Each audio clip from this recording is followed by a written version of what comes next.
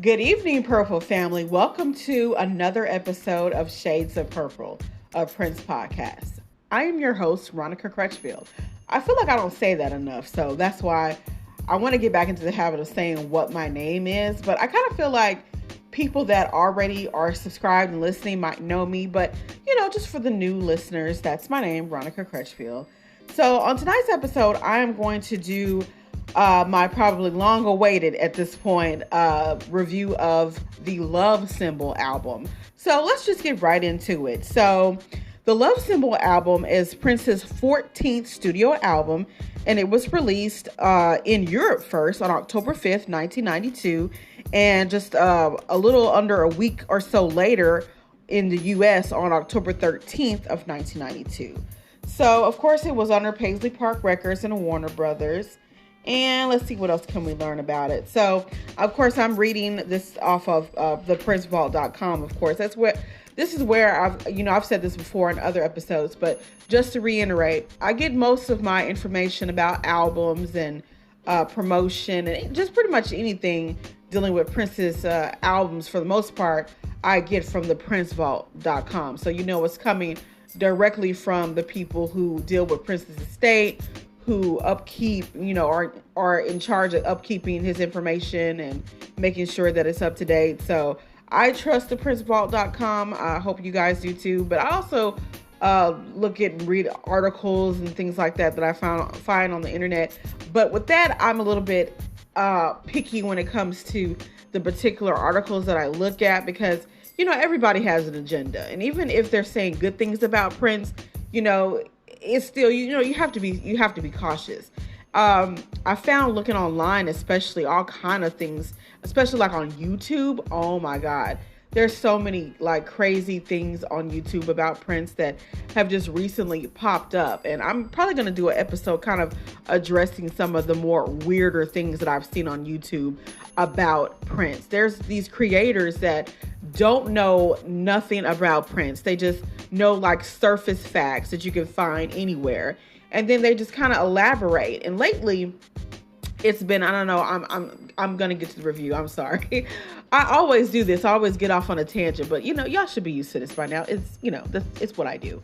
But I've been seeing these videos about Prince being bisexual and gay and all this stuff that is popping up on YouTube. And I'm just like, okay, so what evidence do you have? Because he's been gone now for 7 years, and there has not been one single man that has come forth that has said, yes, I slept with Prince.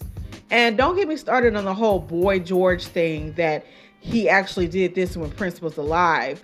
And he didn't say that he slept with Prince. He said that he slept with his poster, or Purple Rain poster, or something like that. But they made it seem like he had to backtrack because somebody, said something to him. But look, no offense to Boy George, but I really feel like if Prince was going to be gay, he could do way better than Boy George, okay? Way better. So that's why I believe Boy George's story. But some people on YouTube are like, well, yeah, they made him take his story back, and all this it's complete bullshit, okay? But like I said, I'm gonna get into that on another episode about some of the crazy videos that I've seen about Prince on YouTube. And I can't wait to get ready to get my YouTube channel started.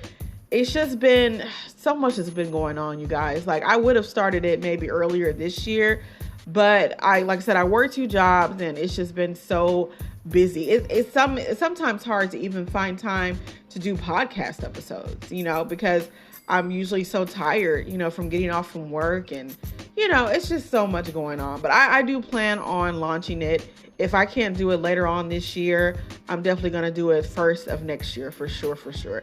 And it's really just a matter of me just really being extremely picky about how I want things done a certain way.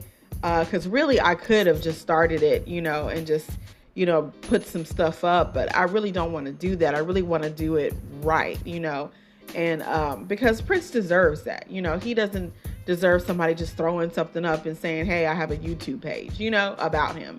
So I really, because it's gonna, when I do make the transition to YouTube, that's gonna serve as where I'm gonna do my podcast episodes. So I won't be doing them anymore on Spotify. I'll be doing them just strictly on YouTube. And so for that, I've decided that I want to do like a voiceover. So that's going to, make me have to do a lot of editing, and editing takes time, yada, yada, yada. Y'all know that. So it's just a matter of me trying to get it all together. But anyway, let's get back to my Love Symbol album review. So just like when I did Diamonds and Pearls, which is, of course, now we have the super deluxe edition of Diamonds and Pearls coming out at the end of next month.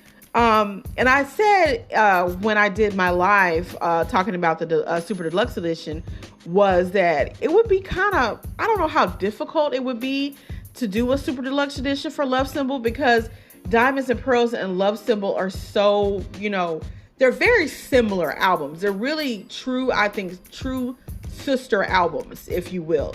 And it's really hard sometimes I get the songs that are on Diamonds and Pearls, I sometimes confuse them and think that they were on Love Symbol and vice versa. Like I do that all the time because they were a year apart from each other. So it's easy. So I'm trying to see how they would even do a Love Symbol Super Deluxe, because a lot of the songs that they're putting on the Diamonds and Pearls Super Deluxe would automatically fit on a Love Symbol Super Deluxe. So I don't really see them doing a Love Symbol Super Deluxe, and that's, unfortunate. But because, those errors are so close together, I just don't see them doing that. I don't know. What do you guys think? I don't see a Super Deluxe edition for Love Symbol, unless they do something where they do Love Symbol and they, I know they've done some more work, because after Love Symbol, in 1993, he didn't really put out an album. Instead, they did that first Best of Prince, Greatest Hits. They did that, and the B-sides. I think they did Greatest Hits and the B-sides. And so unless they're going to try to revamp that and put some other like unreleased, because there's plenty of unreleased songs that are in the Diamonds and Pearls and Love Symbol era. So they could maybe put out some more unreleased songs that they didn't put on the Diamonds and Pearls Super Deluxe and put them on a Love Symbol Super Deluxe. But, who's to say? Who's really to know? I think more than likely the next Super Deluxe will probably be either Parade or Love Sexy. I think they might go back to the 80s. But what a lot of Prince fans would like is something like even earlier than that, like say maybe the Dirty Mind or Controversy or the Prince era, like some unreleased stuff from that era, because there's only like maybe a handful of songs from the early 80s that have that were previously unreleased that are now either on YouTube or somewhere else. So I would like to see that, but I'm looking forward to the Diamonds and Pearls Super Deluxe Edition. I'm actually going to purchase my pre-order on Friday. So we'll see how that goes. And I'm probably at some point going to review that as well for the podcast. So check out my live if you, I think it's still on the Facebook page. So check out my live if you didn't get a chance to check it out when I did it. I did it last week, I believe, on Thursday. Well, not this week, not this past week. So about 2 weeks ago, because I was sick and I couldn't do it when it first came out. When they made the announcement like that Friday, the 24th, or whenever it was, back in August. So I had to wait the following week to do my live because I was sick and not feeling good. But I went ahead and did it. I was on for about an hour. And as I do so often, I talk about other things in addition to the topic at hand, like what I'm doing right now. So check it out when you get a chance. But anywho, so let's go back to our review. So like I said, The Love Symbol is the 14th full-length studio album by Prince. It's also the second and last album to be credited to Prince and the New Power Generation. So after the Love Symbol album, that was the last credit that Prince gave the New Power Generation as far as albums go. Okay, I already said when it was released. Let's see what else.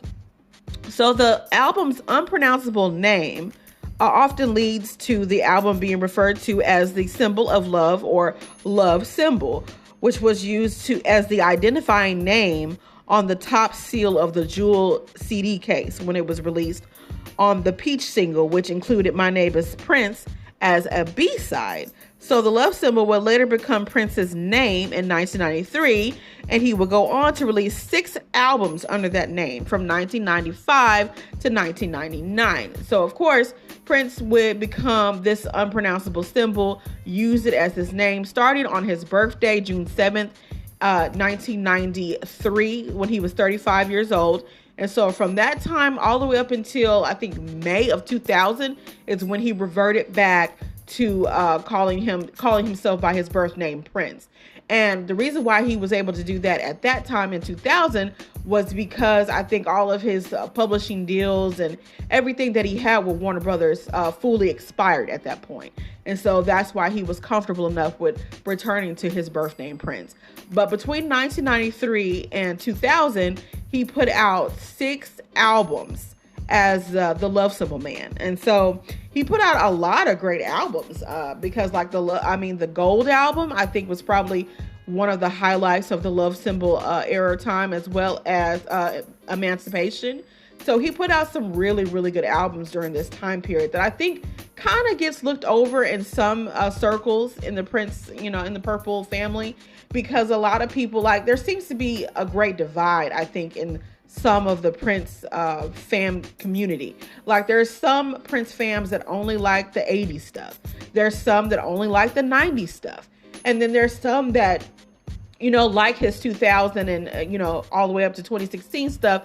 But I think the biggest contingent is probably the Prince fans that like the 80s stuff. And the 90s stuff can sometimes really get overlooked. That and the late 2010 stuff. Like his last 2 albums, you guys, when we get to those, you will see. They had some really nice sleeper hits on them. Some really cool gems on them. And I think people overlook, those albums because at that time, a lot of people, that, outside of the Prince community wasn't really into, they weren't really checking for Prince in like 2015, 2014, even though he was still putting out great music. And so I think the 90s, as we're now, getting into the 90s in the podcast, we'll see that it was a totally different animal than the 80s. And rightfully so. Prince was growing personally, musically, professionally, all the above. He was really coming into, a different, era in his existence. And what really, probably the highlight, of course, of the 90s was his dispute with Warner Brothers.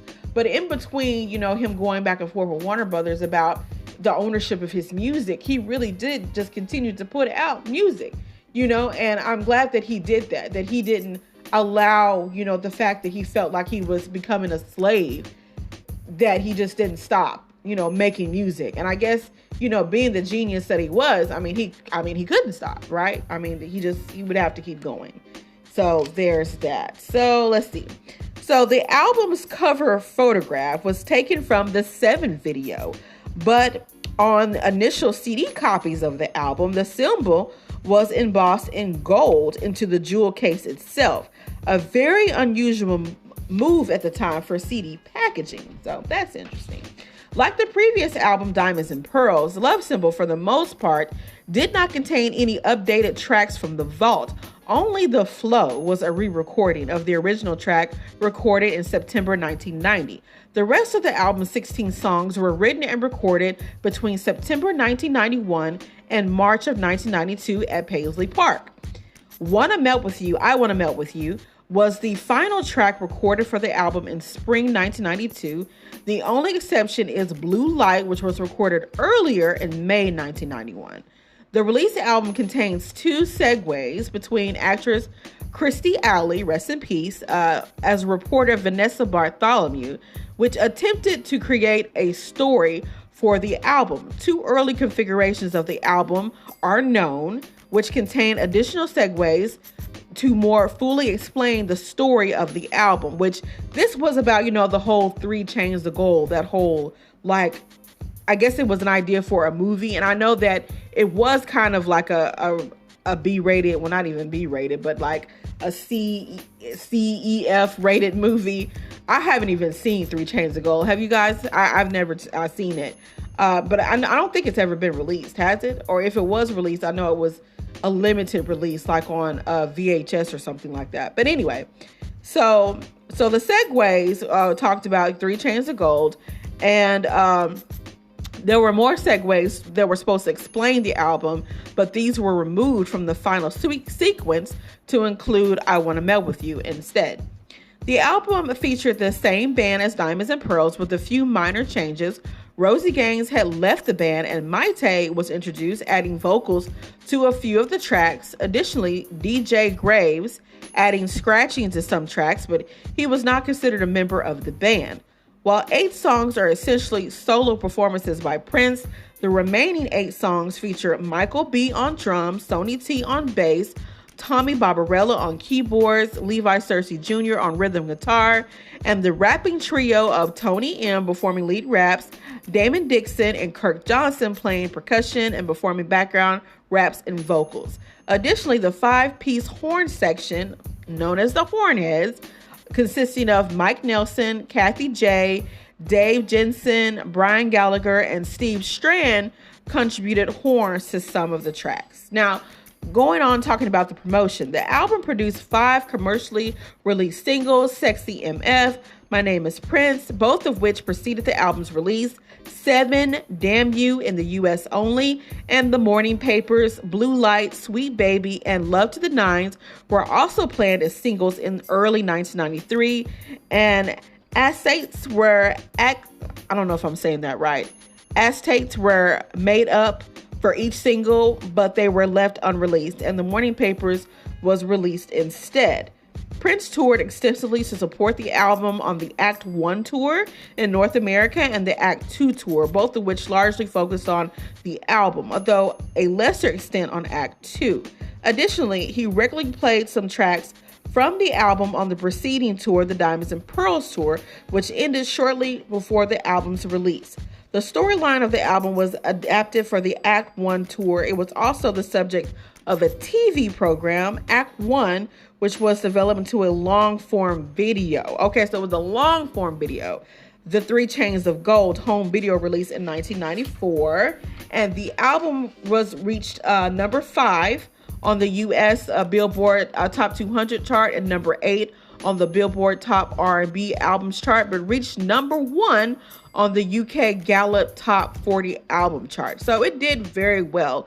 It was certified platinum on December 17th, 1992. So it only took it like 2 months before it became platinum. So that's pretty good. So let's get into these songs, these tracks.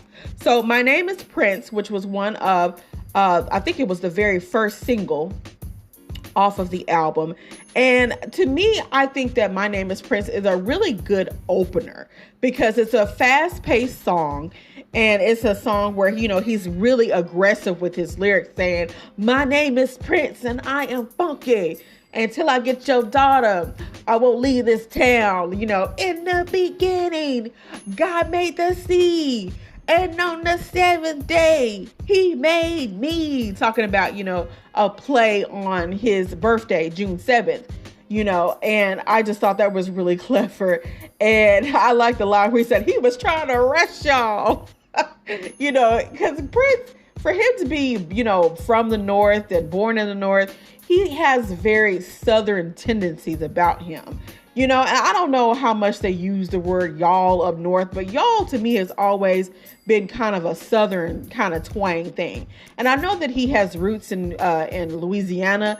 So I wonder if that's where he gets his kind of country twang from, because he doesn't really sound like he's from Minnesota, even though I know he can have a Minnesota accent, you know, but so this song, you know, he's just so aggressive with his lyrics, and, you know, and Tony M, I think a lot of people talk shit about Tony M and, you know, his rapping skills, but I think this song right here, he did probably his best verse, in my opinion. When he, you know, kind of went hard on the paint. And at the end, you know, he said, you got to be a prince before you're a king anyway. And a lot of people see that as a jab at Michael Jackson. And it may have been because it was around this time, I believe, that, you know, Michael Jackson was finally going by the moniker King of Pop. And so, but the irony about this song, My Name is Prince, is right after this album came out, just, I would say, just like six or 7 months or so, he would no longer be named Prince. So, but Prince would later say that, he really pushed for this song in particular to be the first single to come out. And it did okay, I think, on the album chart. It didn't chart as high as what maybe Prince and Warner Brothers wanted it to do. But let's see what else we can learn about it before we go on to the next song. So it was the first track. 2 weeks after the album's release, My Name is Prince was released as the album's, it was the second single. In 2006, the track was included as the 17th and final track on the first disc of Ultimate. Basic tracking took place on the 18th of September 1991 at Paisley Park during the same set of sessions that produced songs and remixes for the Cream maxi single, notable since some of the tracks on the maxi single contain musical elements used also in My Name is Prince. The track is essentially a solo recording by Prince with Tony M adding a rap. It contains brief repeated samples of I Want to Be Your Lover, like you hear it in the background when the song first comes on. And then you also hear Party Up and Controversy before Prince's vocals begin. The track was not initially intended for an album, but was added as the second track, first song on a March 1992 configuration, displacing Sexy MF as the opening song. Let's see what else. In 1993, Prince gave the creators of The Simpsons TV show permission to use the backing track to create the track My Name is Bart, with new lyrics and lead vocals delivered by Bart Simpson, played by Nancy Cartwright. I did not know that. So the album was delayed from 1993 to 1999, and Prince withdrew the track during the delay, although the new track had no direct input by Prince. He was involved in the creation of the track, so it is included here. So they actually, the album was delayed. So they from 1993 to 1999, and so he took the track out. And this is talking about the track My Name is Bart. I didn't know that. That's kind of cute. So that's My Name is Prince. So like I said, I'll read what we know about the songs, and then I'll just kind of give my opinion on it. But I thought that it was a really strong song to begin the album with, and it's a song that, if I feel like listening to it, I'll go back to it, but it's usually not my first go-to for this album. You'll hear about my first go-to to this album that just lately just became a thing for me, and I don't even know why. It was a song that I thought was okay at first, but now I just love it. I've just been playing it like crazy. I don't know. But moving on, so Sexy MF, Sexy Motherfucker, is the next song. And it was the second track, but the first single for the album. And while it says specific recording dates are not known, basic tracking took place in December of 1991 at Paisley Park. So let's see. Get Satisfied. Prince asked a similar sounding horn arrangement for Sexy MF to David Friedlander, who engineered both songs. Sexy MF was placed as the opening track of the Love Symbol album for a while until Prince later added the track My Name is Prince. Recorded a few months previously, it was included as the third track. Okay, let's see. And let's see. So he did this song, Sexy MF, the same day that he produced The Sacrifice of Victor, The Morning Papers, Arrogance, and God Created Woman. And after hearing George Clinton. So apparently there's a song, and I think that, what is his name? Sonny T. He tells the story that Sexy MF came about because something that he used to go around saying all the time. I don't know if it was him or if it was George Clinton, one of them. But I think it was Sonny. Of course, Sonny, was basically Prince's idol growing up, from what we understand, because Sonny had his own band called The Family, and this is back in the day during the 70s and probably late 60s, because I think Sonny he's at least 10 years older than Prince, and so he had his own band back in the day, and so it's funny that all these years, later that Sonny would end up in Prince's band. But anyway, so Sonny tells the story. And that, he used to go around. That just used to be like something that they would say all the time when, somebody would do something kind of cool, they would say, "Oh, you sexy motherfucker," And so it just kind of, and I guess Prince must have heard him, say it enough to the point where he's like, well, let's just make a song about it. And now we all know the song, and, Prince fans especially think, oh, Prince, talking about himself, but really, he's talking about a woman because, he's saying, come here, baby. I don't know who else thinks this, but I always thought that Prince kind of sounded like, he sounds just like Ice-T when he raps. Does anybody else think that? Because to me, he's got that same cadence, the way he talks, and when he raps real fast, he talks like this, come here, baby. It's not about sex. It's about love. And, the way he talks, what is one line he says in the song that I think is funny? He's like, what you need for you? I might cook for you.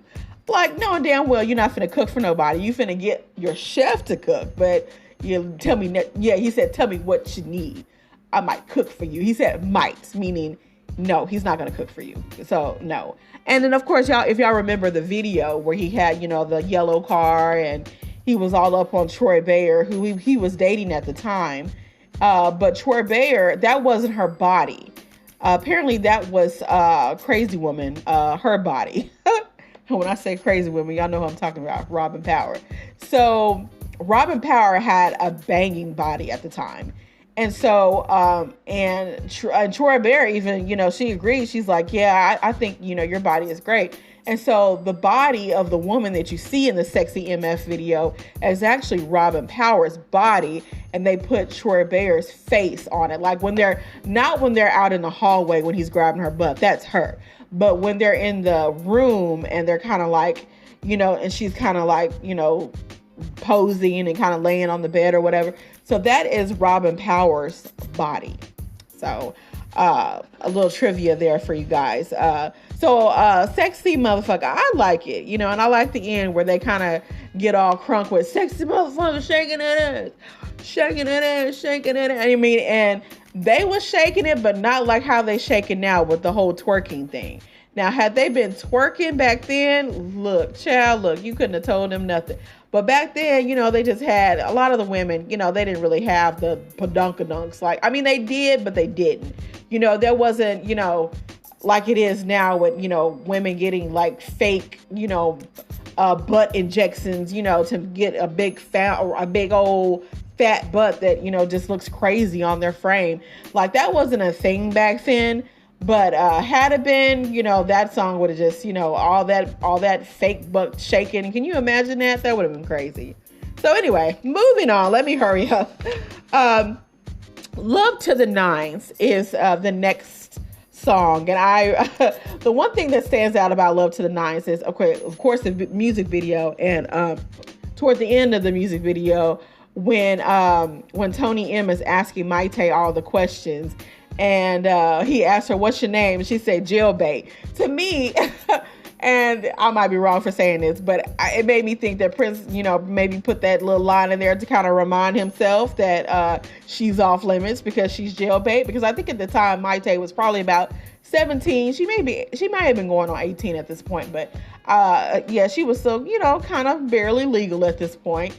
And then she's like, then she starts doing her little, shake, booty, or whatever they say. I can't remember what it says now, what they say in the song. But I liked the song. I thought it was cute. And I liked Mayte's little, she said, Tony asked her, well, who's the president? Doesn't matter. And then then he asked her, like, well, what's your sign? Stop sign. Like, I was just like, okay. But her astrological sign is actually Scorpio, because the only reason why I know this is because I'm a Scorpio. Her birthday is like a week after mine. I think her birthday is like November the 11th or 12th, and mine is on the 4th. So she's a Scorpio. But I thought it was a really cute video. And I think the photographer, I think that is, what's her name? Who directed the My Name is Prince video. She did the book. I can't even think of her name right now. Damn. But anyway, yeah, it's her. Saint something. I can't think of her name. But she but yeah, she directed the video for My Name is Prince. Okay, so let's see what we can find about Love to the Nines. The track's lyrics mention listening to a band playing New Power Soul, a phrase first used in 1988, which would later become the name of two separate tracks, New Power Soul and New Power Soul and New Power Soul, which New Power is one word in one, and then it's two words in the other. And of course, New Power Soul will of course be a New Power Generation album in 1998 with that same name. The lyrics also refer to Joy Fantastic, a phrase first used by Prince in the song Rave into the Joy Fantastic, recorded in 1988 but not released until 1999. The track features a spoken dialogue portion featuring Mayte, which I already talked about, making her first appearance on a Prince-related track. So Love to the Nines was the first time that we hear from Mayte. Let's see. Okay, so that's Love to the Nines. Okay, so the next track, Morning Papers, is one of my favorite songs on this album. And it's when I think of this song, I automatically think about him and Mayte and how much this song is expressive of how much he cares for her and how he's fallen in love with her. And I think it's just a beautiful song. It has some really, romantic imagery in it. I did an episode a while back about lyrics, like my favorite Prince lyrics, and one of them was in this song, and he says, if he poured his heart into a glass and offered it like wine, she could drink and be back in time for the morning paper.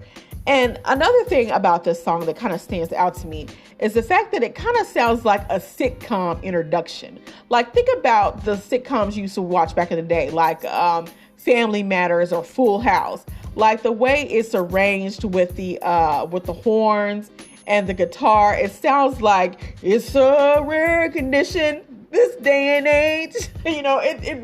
So I don't know if he was just watching a sitcom, one of those, sitcoms, like Full House, and they used to come back on in the early 90s, late 80s. And but it sounds like that to me. Like, even with the great guitar solo toward the end of the song. But it's one of the songs that I come to that when I'm listening to the Love Symbol album. The Morning Papers is probably after I listen to Sexy MF, if I feel like listening to that, because that's not always my go-to either. This is really the first song that I usually go to when I'm listening to the Love Symbol album, is The Morning Papers. So let's see, what can we learn about it?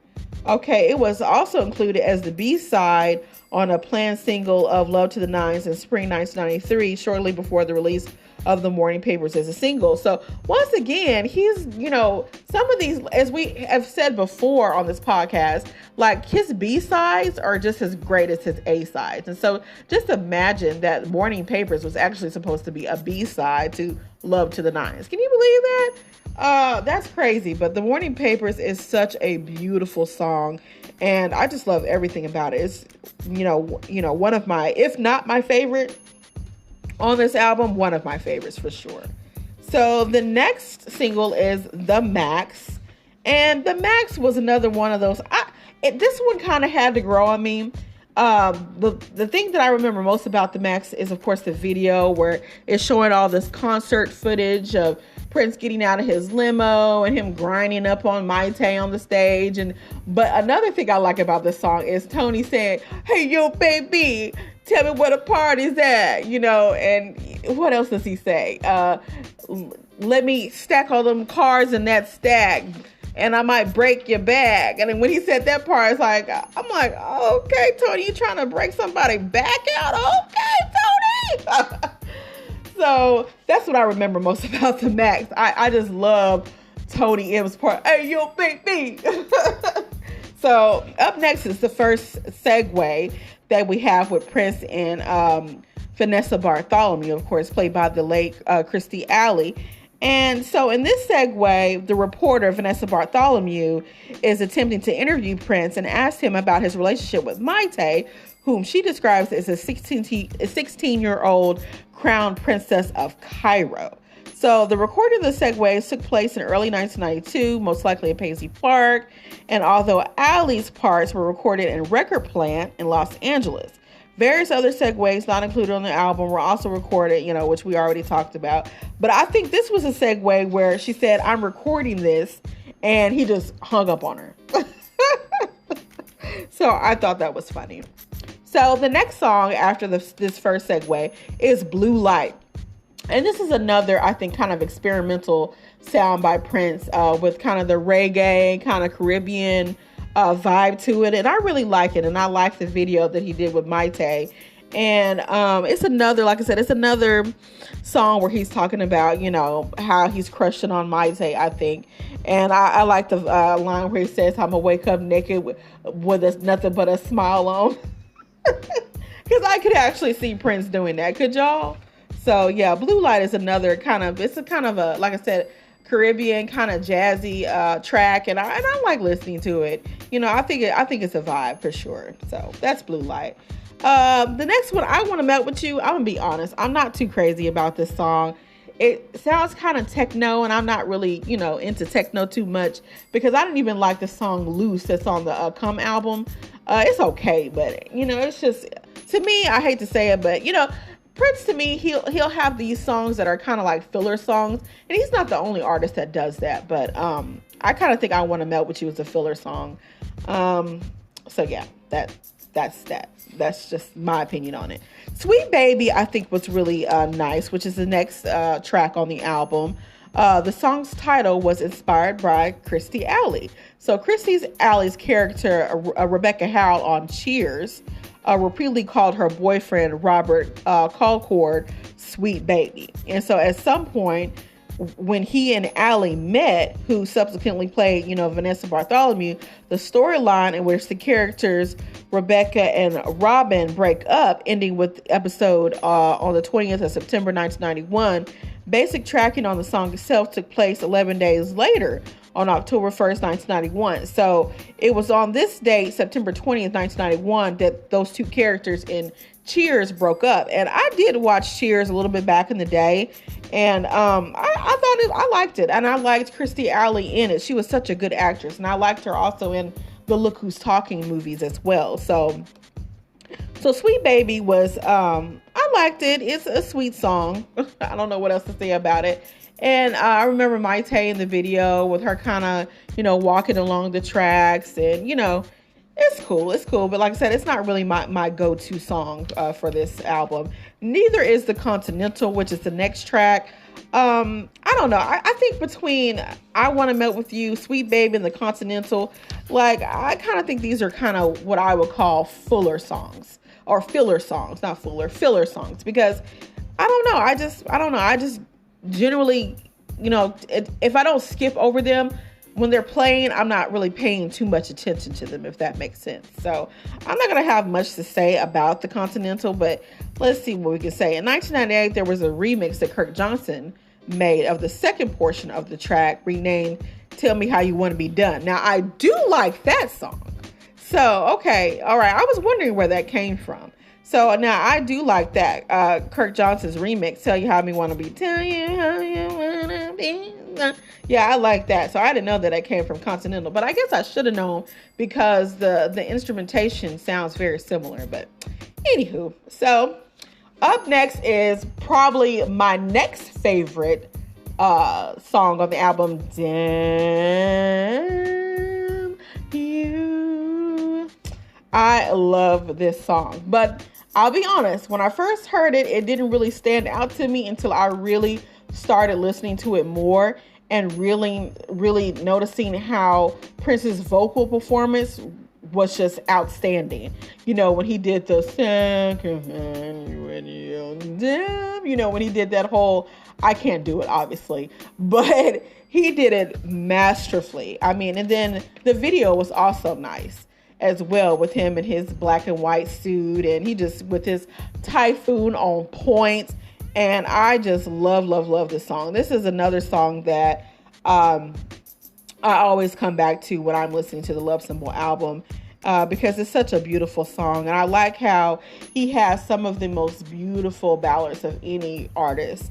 And this is another one. This is a slow jam classic by Prince. Let's see, what else can we know about it? Let's see. No, I think everything else that's here we've already kind of talked about. Oh, no, wait, no, it says a version with the vocals replaced by saxophone by Brian Gallagher was recorded at some point in 1992. Okay, so maybe if they did, like I said earlier, if they decide to do some kind of super deluxe edition for this album, they could put this. And so the vocals were replaced by saxophone and was included as the B-side on a planned single of Sweet Baby in early 1993, but the single was left unreleased. So I would like to hear that, because I really do think that his vocals would go, could be replaced easily by a saxophone, and it could be like a really great jazzy number. So I would like to hear that. But Damn You in and of itself is a great, great song. And I just love everything about it. So that's Damn You.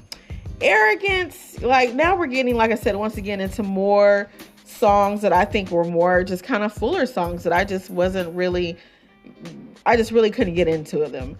Arrogance, it has a song. The song contains samples from I Know You Got Soul, written and performed by Eric B. and Rakim. So in 1987, it was also released as a single in Niggas for Life, written by the DOC. And so this one has some rap influence, obviously. And Prince at this time was, just starting back, with Diamonds and Pearls and even Graffiti Bridge. He started kind of experimenting with hip hop and trying to embrace the genre before he just outright didn't understand it, hated it. He had that song on the Black Album called Dead on It, where he kind of talked bad about rappers. But I think Prince and a lot of the other older artists, older generation artists in the early 90s was kind of, finally realizing that, hey, hip hop is here to stay. So we're either going to get with it or we're going to, figure something else out. And so I guess, like a lot of artists, can't beat them, join them type of situation. And so he incorporated a lot of hip hop in these two particular albums, Diamonds and Pearls and The Love Symbol. So The Flow was another track that was kind of has a hip hop feel to it. And according to the principal, the track was tried out extensively during sound check on the 11th of July, 1990 at Wembley Arena in London. And Tony M began adding a rap, which ended up being used in the track To the Future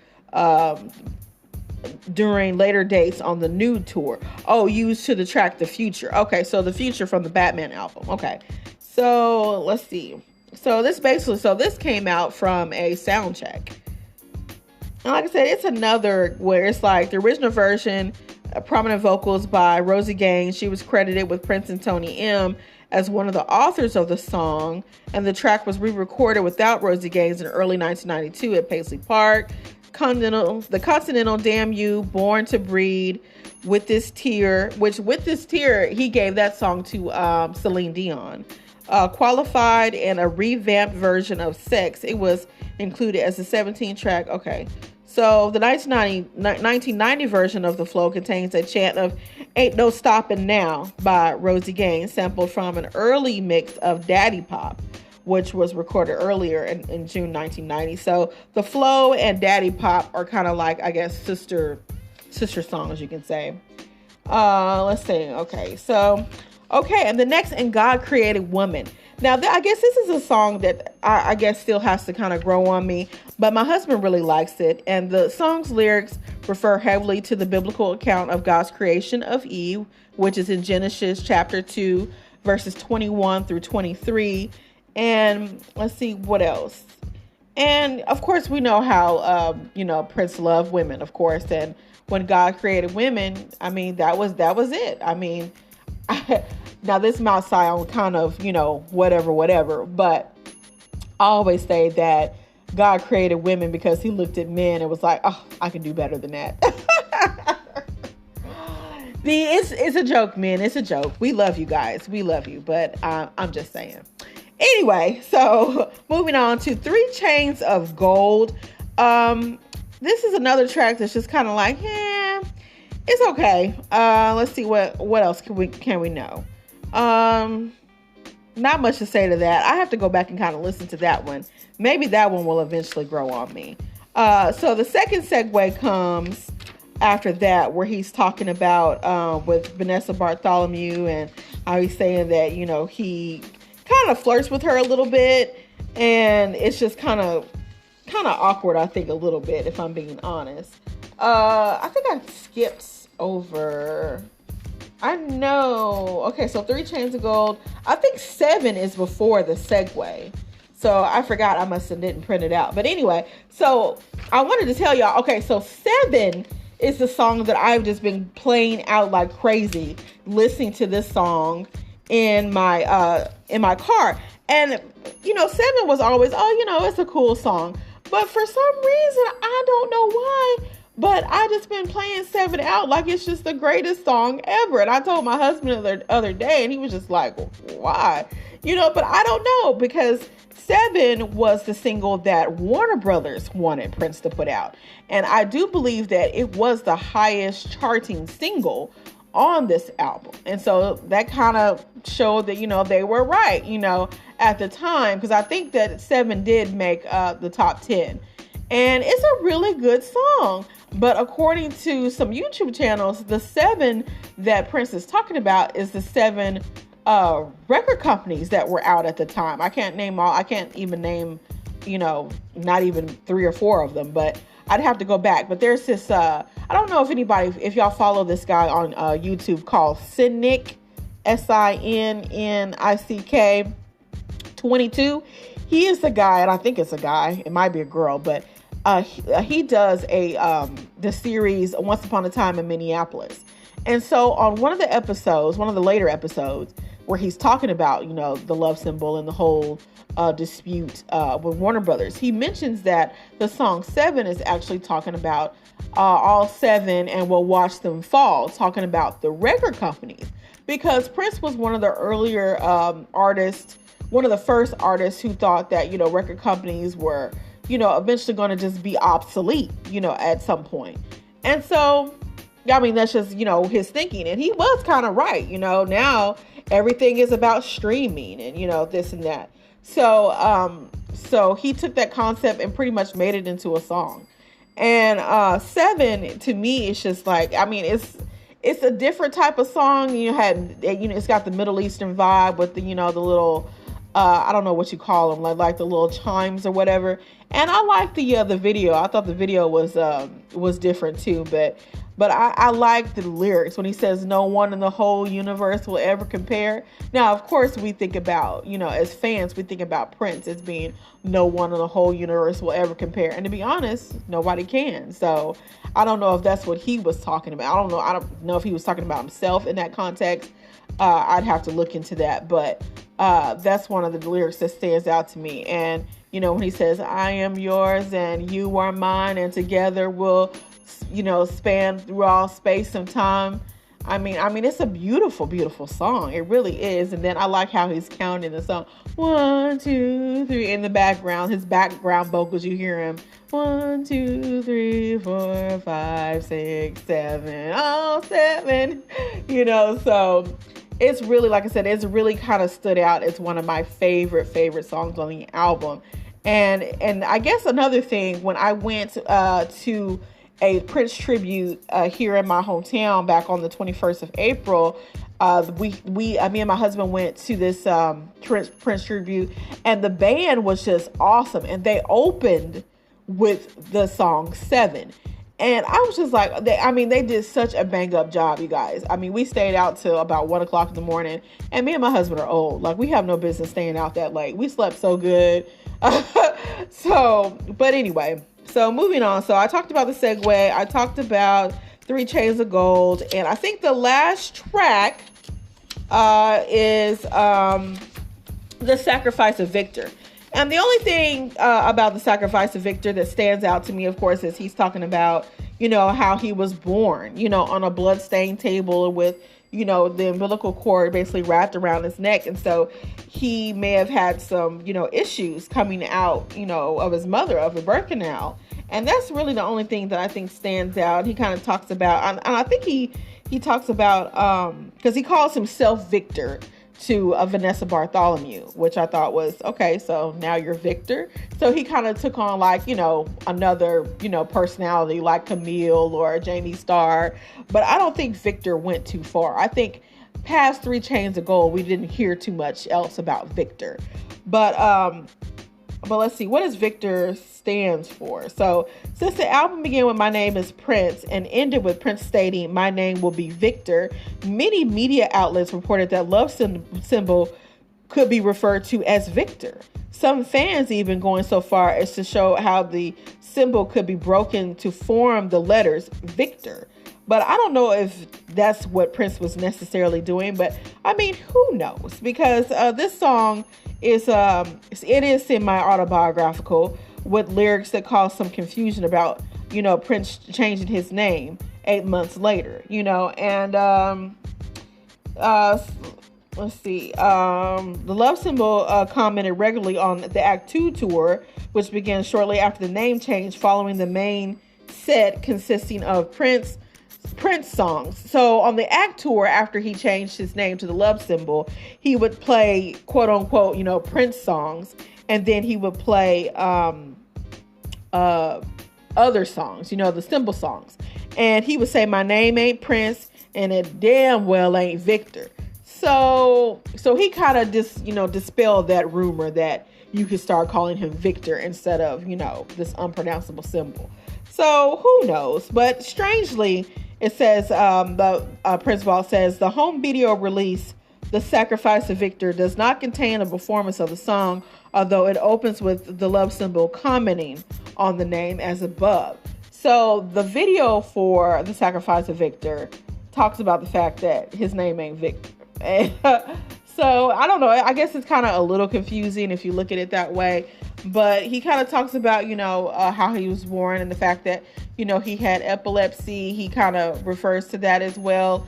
And so, Prince, like I said, I've said in other episodes, he kind of had not the best childhood. And he, especially when he was very young, he had epilepsy and other problems like that. And I think he was really shy and, didn't probably, stand out in any way, quiet, shy.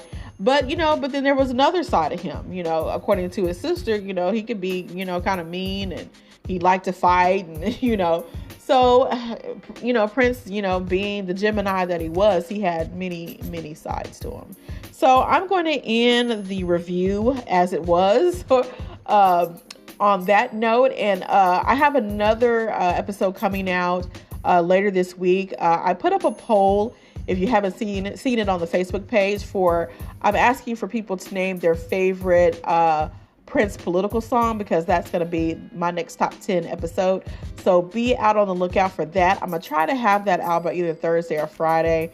I do have to work at my second job on both days, so I may even try to do that maybe as early as Wednesday, but we'll see how everything goes. But until then, you guys, love you so much as always for listening to my crazy self on my podcast. Like, I could not do this without you guys, and I thank you so much.